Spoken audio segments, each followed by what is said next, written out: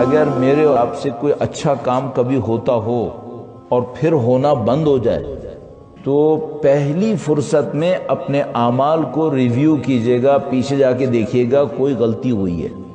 پہلے میں نماز توجہ سے پڑھتا تھا، نعوذ باللہ اب نہیں پڑھ رہا، اس کا مطلب کیا ہے؟ اس کا مطلب ہے یہ توفیق مجھ سے سلب ہوئی ہے، مجھ سے خدا نے توفیق لی ہے۔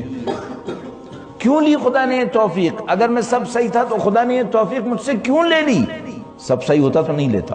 اس کا مطلب میں نے کوئی بہت بڑا بلنڈر کیا ہے، میں نے کوئی بہت بڑا کام خراب کیا ہے۔ اگر توبہ کر لیتا تو کیا بخش دیتا؟ قطعاً بخش دیتا۔ اس کا مطلب کیا ہے؟ اس کا مطلب ہے میں نے غلط کام کیا ہے، غلط کام پر توبہ بھی نہیں کی ہے۔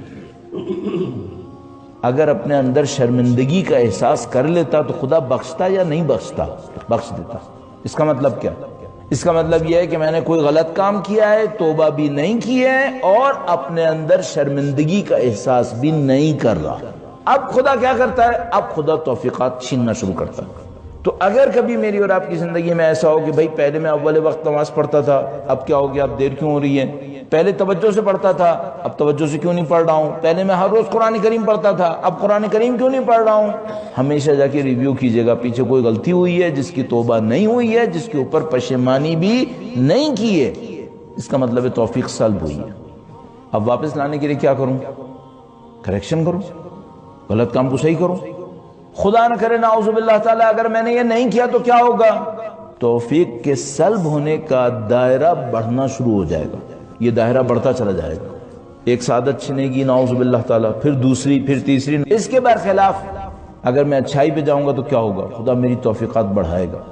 اگر کبھی آپ کے ساتھ ایسا ہو، انشاءاللہ ہمیشہ ہوتا رہے، آپ رات کو سوئے ہوں، شاید مثال کے طور پر الارم لگانا بھی بھول گئے، شاید مثال کے طور پر فرض کریں اذان فجر 4 بجے تھی، آپ نے سوچا ہو کہ میں نے سوچا ہو 4:30 بجے اٹھوں گا، دیر سے اٹھوں گا، اچانک 3:30 بجے آپ کی آنکھ کھل گئی، 3:30 پہ آپ کی آنکھ کھل گئی۔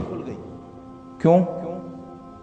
خدا مجھ سے چاہ رہا ہے کہ میں اٹھ کے اس کے حضور پہنچ جاؤں، خدا مجھے کچھ دینا چاہتا ہے۔